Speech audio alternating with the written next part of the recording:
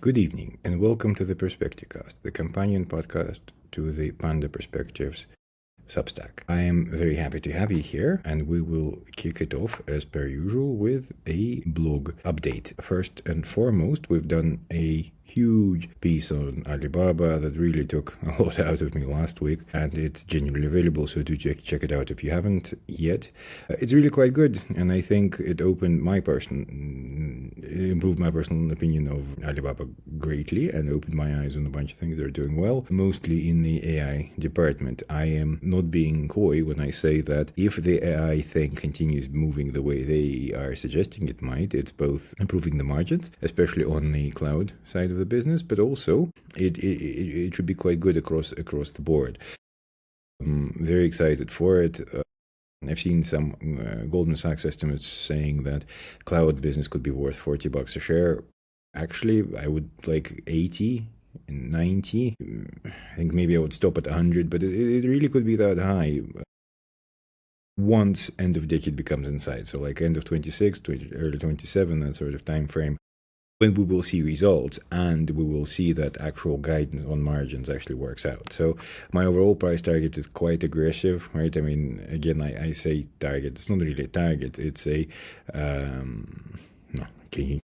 it's a way of trying to understand what the market would be willing to pay for. And I believe that if the AI commitment works out, it could quite easily be a $300 to $350 stock on the main Baba line, which again is quite not even that unreasonable at that stage, right? If it's 26, end of 26 price, we're looking at maybe 25 times earnings, something like that, which is a lot more than now, obviously, in terms of multiples. So I do expect a healthy margin expansion, but also it's a not a dramatic margin expansion. So we're not talking like, an automation like multiple right now. So quite happy with both the direction the company has taken, the trends, obviously the fact that Jack Ma was at the big meeting at Xi Jinping's office the other day. That was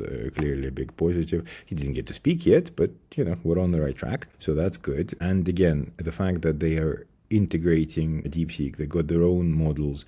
They like their own models. Apple will be using their models out of DeepSeek's for Apple Intelligence in China. All of this is good and the right moves by Alibaba. Of course, DeepSeek is integrated in Alibaba Health, most importantly, but at this stage, everyone's integrating it, so why not? It doesn't cost you very much, so there you go. And all in all, I do think that the company was able to take control of the narrative around itself, which I think is kind of all you can ask for in this day and age. So yeah, do check out the report. For the premium subscribers, we'll also have a discussion of the role that Alibaba can play in the portfolio and why it's actually quite an important one to get right. That's in the portfolio review that was published yesterday, so the Sunday, as I'm recording this on a Monday evening. So do check that out if you've missed it. It's really quite good. Moving on, we will follow that up with a Baidu piece in the next 24 hours. It's almost done. I'm ready to press publish, but again, that also took an awful lot more out of me than I thought it would. Clearly, these big internet companies have either done a decent transformation or attempted a decent transformation, and or have been challenged by the market into responding to it, and thus induce a transformation. And I feel like that maybe is a part of the journey with these internet companies that I may have been undervaluing personally, right? Now again, with index components the size of Alibaba, you're never too far away from it, right? And it's important to remember that. So there's only so much nuance one can bring to a dialogue about Baba. But the fun thing about it is, despite its big index weighting, it's actually a very interesting stock to own, even for non-China specialists, and that to me was the cherry on the Alibaba's cake. I'm not sure to what extent this cherry can be placed on other cakes presented in this general China internet overview, but we proceed and we'll figure it out.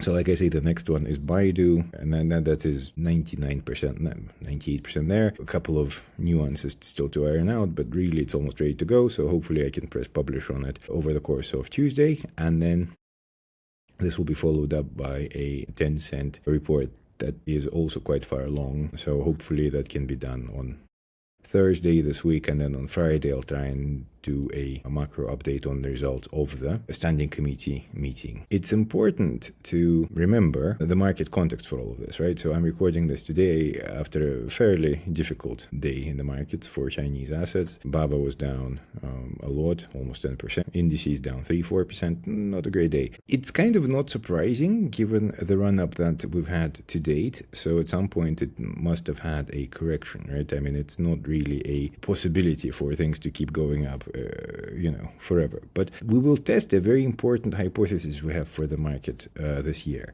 which is that domestic drivers far outweigh in importance any international drivers. So the international driver we're testing today is this disillusionment in this discrepancy. So there's been a methodology change. This is pretty well announced, pretty well advertised. It's to include digital currency and digital forms of money. It's still the same RMB, but like your WeChat wallets, Alipay, and things like that. It does create a greater number for M1, but I think it's important. It's a relevant number, right? I think I would, in the context of all of this, I would look at what are the loans doing, and there's been a big uplift in loans in January, which I think is the important data point. If loans are up, then clearly money supply should also be up quite significantly. And we can argue about the degree, yeah, right. I mean, sure, it looks a little bit too extreme on that lone M1 chart that's been shared, but then also saying that, you know what, actually it's not valid at all, well, not great. Also look at M2. M2 is grinding up quite nicely as well, so clearly loosening has been the name of the game, and again, it's been pre-announced and this is to be expected. So what is more important, therefore, is to see how the standing committee meeting goes this Tuesday, because once we start hearing what the practical policy proposals are coming out of there, and if they're anywhere near the whisper numbers that were circulating last week, obviously this will all be a much more important move, directionally speaking, for the market. Again, I fully anticipate it to be the case, so let's see how it goes. I can already sense some of you, dear listeners and viewers, saying things like, well, you can't just ignore a 10% move down in a name that you like. Sure, granted, but unlike some commentators out there who are in and out of Chinese things, I am not, right? My day job is running a China fund, and therefore I am in these things, whether whether market is going up or down or whatever else is going on. So as such, and having done so for 15 years now, almost 15 years this year, I can tell you that you learn to live with it, in the sense that, good days are much more pleasurable than bad days, but don't get overexcited about the good ones and don't get too upset about the bad ones. Key to this is to catch the trend correctly, and then you can survive the shakeouts along the way. You will do a lot better, which is, those of you subscribed to the portfolio part of the service, you'll know that I hate over trading, right? And I try and minimize trades, and I advertise every time I do something to it or any changes that are on the way, right? Precisely because I believe in spending a little bit more time in creating a pool of ideas out of which you then pick things out, and therefore are prepared for actions, right?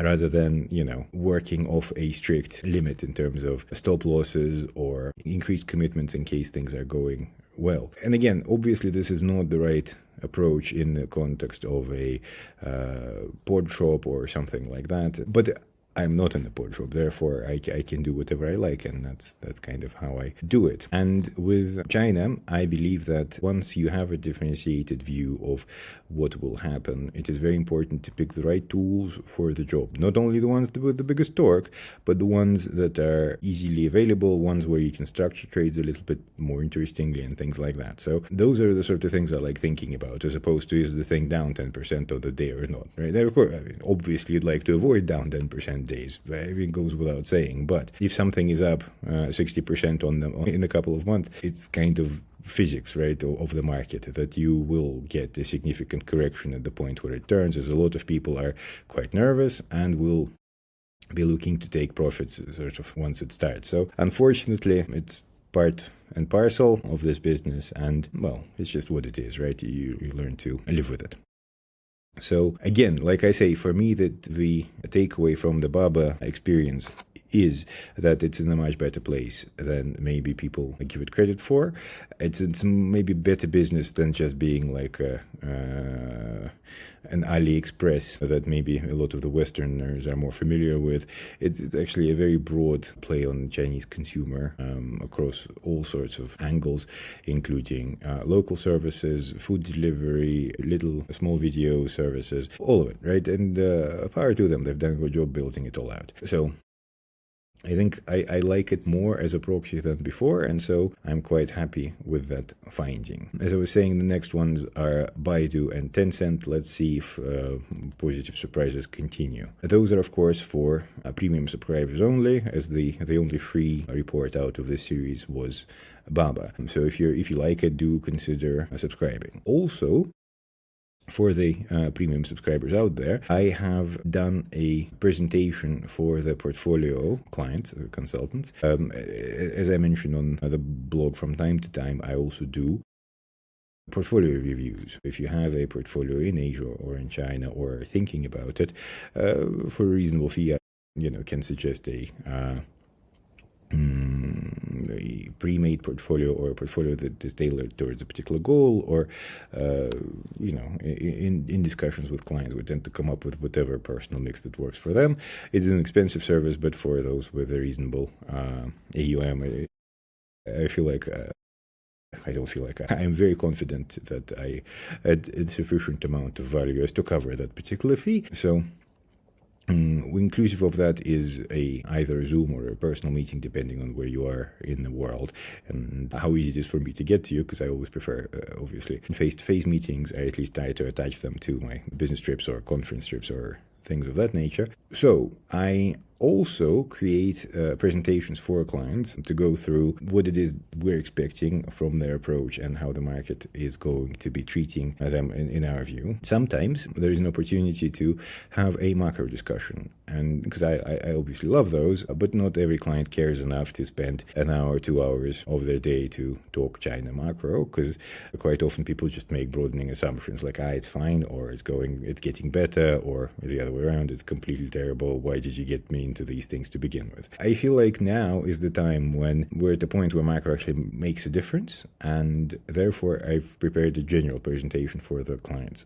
I don't normally do it, but if you are a paid subscriber to the blog, I feel like if you ask for, I don't want to overload anyone, so if it's not for you, it's not for you. I'm not here to push anything, right? But if you are interested, drop me a line either in response to the email you got this on, or just as a comment under this video. Let me know where to send it to, and I will. And by all means, feel free to use it. Again, to most subscribers of the Substack, none of the rationales outlined in the presentation will not be that new, but I feel like putting them together into one document is always a good thing to do, and do it before the NPC meeting, so as to prepare you for it.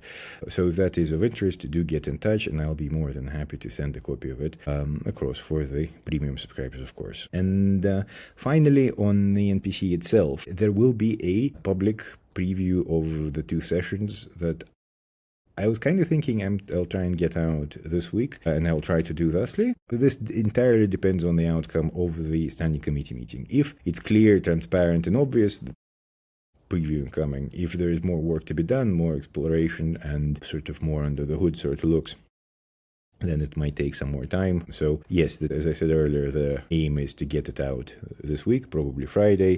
Failing that, it might spill over into next week, but I can't wait for too long, because of course in March is when we get the 2 sessions. So very much looking forward to writing it, actually, because again, much like the presentation, putting things and thoughts into one document is actually a very, very good exercise to make sure that one is on top of things. So yeah, again, very excited about where we are right now, both in terms of the market and in terms of the Substack. As usual, if you have any comments or suggestions, do get in touch. Otherwise, I hope you have a very good week, and I will speak to you over the course of the week, starting with the Baidu piece tomorrow. Have a good one. Bye.